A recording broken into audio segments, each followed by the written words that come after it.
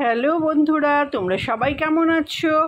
আমি তো ভালোই আছি। আজকে আমাদের গন্তব্যস্থল হচ্ছে কার্শিয়াংয়ের ডাউহিল। কার্শিয়াংয়ের ডাউহিল কথাটার নাম কিন্তু সবাই শুনেছো। আমরা বেরিয়ে পড়েছি, আমরা মোটামুটি কার্শিয়াং ঢুকে গেছি।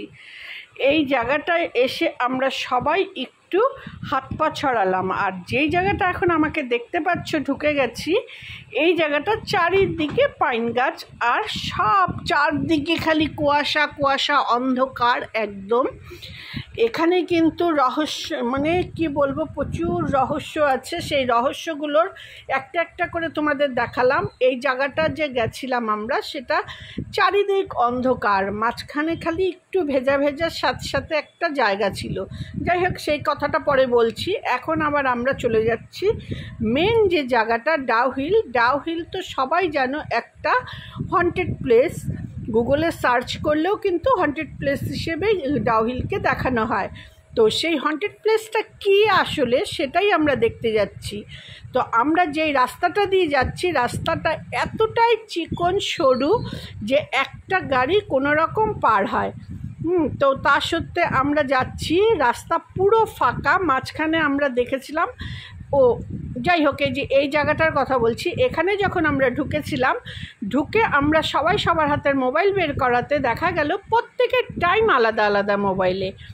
কারোর টাইম এক না, কারো যদি একটা তো কারো চারটা, কারো চারটা হলে কারো পাঁচটা, কারোর টাইম এক ছিল না। আর একটা কিছু ওই ঝাউ গাছের মাঝখান দিয়ে দেখা যাচ্ছিল। তো আমাদের মধ্যে কেউ কেউ দেখেছে, কেউ কেউ দেখেনি। তো ওখান থেকে আবার আমরা বেরিয়ে গেলাম।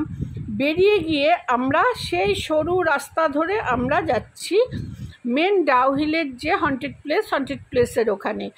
তো এখানে অনেক নতুন নতুন কনস্ট্রাকশনের কাজ চলছে, যেই কাজগুলো কিন্তু বহু বছর থেকে বন্ধ হয়ে পড়েছিল। কারণ কি, এখানে দিনের বেলাতেই মানুষ আসতে ভয় পায়।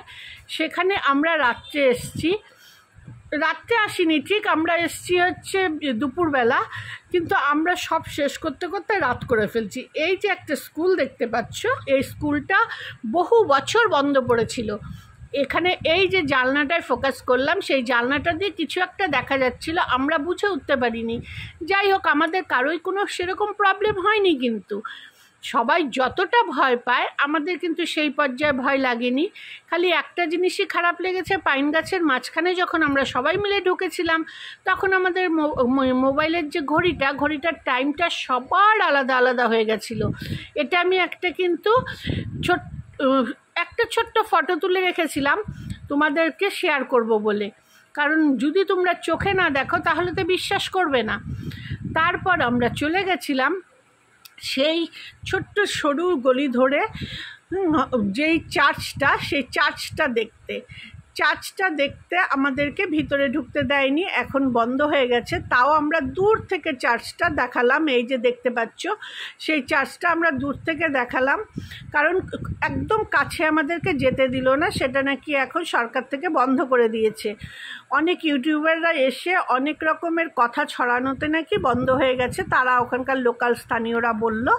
তাতে আমরা যেতে পারলাম না। কিন্তু এতটাই মানে রোমাঞ্চকর বিষয় ছিল যেটা ভাবার বাইরে। ফেরার সময় এরকম একটা ঝর্ণা পেয়ে গেছি, সেই ঝর্ণাটায় আমরা অনেকক্ষণ